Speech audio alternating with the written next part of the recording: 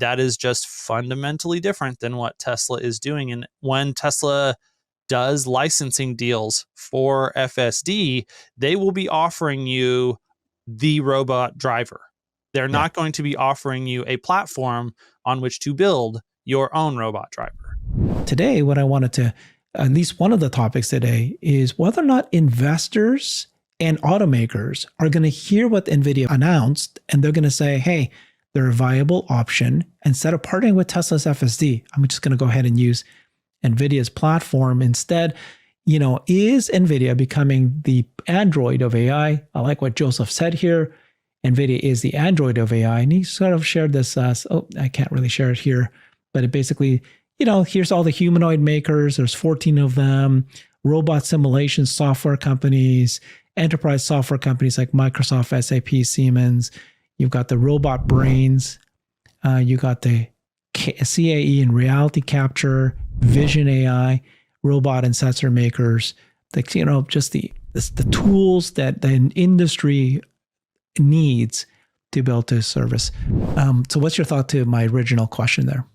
Yeah, I mean, I love NVIDIA as a platform company, and whether you want to look at it as Android, which, I don't know is the right analogy, because, Android is not a platform that Google monetizes at a very high level. And I think that NVIDIA actually will be able to monetize well. But as far as, a universal platform that allows a lot of people to accomplish a lot of, whether it's AI training, whether it's real world embodiment for robotics, like they've got a whole host of things. And this is something that NVIDIA has always been good at, going back for a long time. That the real brilliance of CUDA was that they did a lot of work to make software accessible for people who are doing cutting edge research to use AI to do their cutting edge research. And there's just not a platform out there that is suited to do as many different research tasks as CUDA. And so that's one of the reasons that NVIDIA, they develop the frontier of what's possible a lot of times, and they then discover, okay, what's working, what's not working, and then they kind of evolve their entire platform based on, hey, where are we seeing really the most success, the most usage of our products. And that's going to continue to be the case. They really are pushing the envelope, and they are an enabling layer, a platform layer that basically the entire AI revolution sits on top of. There are a lot of people that are, trying to compete with NVIDIA. There are other people that make chips. There's other people that make software. There's other people, that make different parts of the stack. But NVIDIA really is the most vertically integrated and complete horizontal platform layer that anyone can use. And it's great that they are offering these capabilities to a whole host of new industries. I think that probably, I think maybe the more apt analogy than Android is the iOS App Store. Like, I think that that's more what NVIDIA is. That, when Apple created the iPhone, and it essentially created a hardware platform for developers to come in and use, that then they could do all, like, you could take your phone and do a million crazy things because people came in and developed valuable applications on top of that platform. I think that that's more what NVIDIA is aiming to be and accomplish. And I think, like, in Apple, obviously with their 30% App Store tax, monetizes that very well. I think that that's more what NVIDIA is. That's fine. Yeah, no, that's great. I guess my more concern, thank you for explaining, right, the kind of how NVIDIA actually is. And in yesterday's show, you pointed out that NVIDIA is really more of a, they're selling you the chips, they're selling you the software, their platform. Doesn't mean that these automakers, these robot companies, that all of a sudden they're so much further ahead. They're just buying the tools that they need from them. The question, though, is, are investors, are automakers, are they now looking at Tesla and NVIDIA going, oh, they've got the solution. I don't need to license FSD from Tesla anymore. I'm going to get full self-driving directly from Nvidia, and they're going to get fooled to think that, it's going to be a cheap, just buy it from Nvidia instead of partnering. I 100% think that narrative is going to be out there. It's actually going to grow. There are going to be people who think that is what they're going to be able to accomplish. But Nvidia is selling people tools. Tesla is developing the actual self-driving model. Like Jensen did not say anywhere yesterday. Yeah. Here is my driving agent that you can buy from Nvidia and install in your car, and poof, you have a self-driving vehicle. No, he's saying, here's a computer that you can buy. Here's our simulation software. Like, here's all the tools that you need to build your own homegrown driving agent. And that is just fundamentally different than what Tesla is doing. And when Tesla does licensing deals for FSD, they will be offering you the robot driver. They're not going to be offering you a platform on which to build your own robot driver. Nice. Well explained. Thank you for that. Next story here is Bank of America. We've been reporting, and just on Monday, a slew of institutional analysts that have been doing upgrades. This one's really weird. Bank of America, John Murphy, he downgraded Tesla from a buy to neutral, but at the same time, he raised the stock's price target to 490 from 400. So how do you raise the price to 490, but then say it's neutral? He explains that business execution risk is high. Tesla still has to make its artificial intelligence trained autonomous driving software called FSD better than humans by the early this year. This is John Murphy explaining it. We downgraded Tesla from buy to neutral since our upgrade in April. News flow and investor sentiment have shifted more positively. Catalysts around future growth drivers have been more fully recognized. Our latest valuation analysis drives our PO to 490. I don't know what PO is. I guess that's a price target. To 490. While this still implies upside, execution risk is high, and Tesla's trading at a level that captures much of our base case. So he thinks that the price has risen up to the 490 level. I mean, again, he raised it from 400 to 490, and then he goes from there, it's neutral. Yeah. What's your thinking about what he's saying here? So, execution risk is high.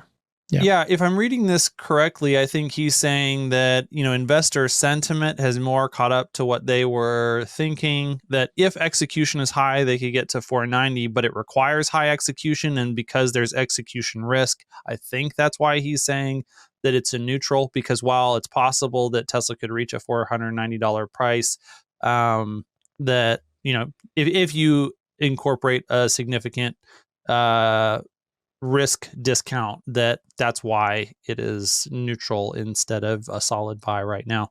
And if that's the way that they want to handle their price targeting and their buy ratings, I think I can understand that.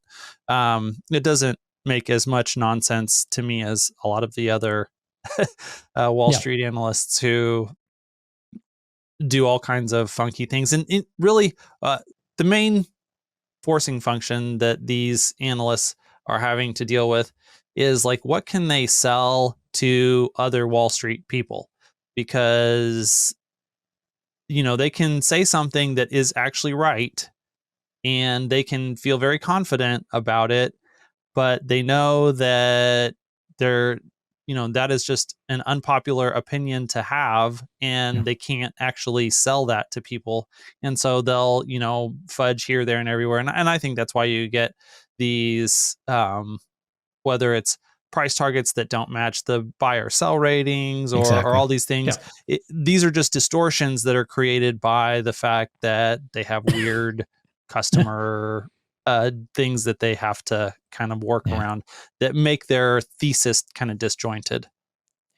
The price target is, like you said, very separate from the actual recommendation of buy, sell, or hold. Simon Hale, who's actually a portfolio manager, explained to us recently in an interview I did with him. He said when an analyst calls it neutral, it's actually a sell. But the reason they can't say sell is because they, on the other side of the business of that analyst, they want to maybe do business with the company.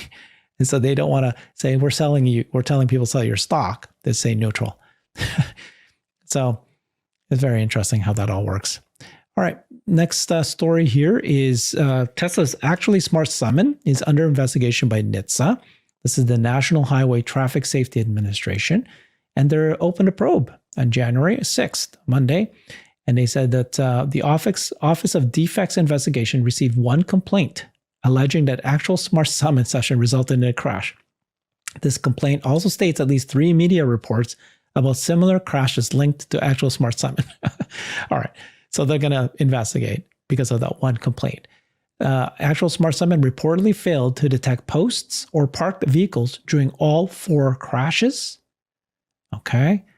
So the ODI has received 12 smart summon related VOQs, alleging crash topology similar to the crashes experienced by users of actual smart. So they don't even know if it was using ASS or not, but they go say, oh, it's similar to those crashes. And it hit posts and it hit something like that. Now, right now, just to be clear, if you want to use Smart Summon or actually Smart Summon, you have to press a button and you have to keep that button pressed on your phone. And you have video on the phone. You can actually see what's going on. Thoughts about this report, this opening of this incident? Yeah, I can't say that I'm surprised at all. I mean, this is actually Smart Summon is a whole new class of functionality for full self-driving. And as a whole new class of functionality, it opens up full self-driving to a whole new set of risks. And I think it is the responsibility of NHTSA to investigate these, whether this meets the criteria of things that they should or should not investigate. I don't know without looking into the actual details of these specific complaints. But I think this is going to be a huge question that a lot of people have. That said, there's a lot of cars out there with actually Smart Summon now. And if we're only talking about 4 minor incidents out of however many cars have actually Smart Summon and however many times this gets used right now, then I'm actually pretty impressed that the incidence is that low.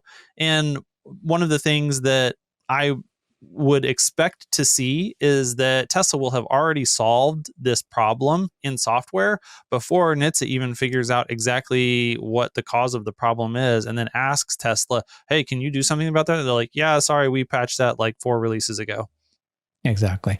And then there's actually multiple kind of ways to keep this even safer, right? So number one, you've got the camera, you got the car that has cameras and it's got this remote driving. So that should work. Now, if it's faulty, that's fair.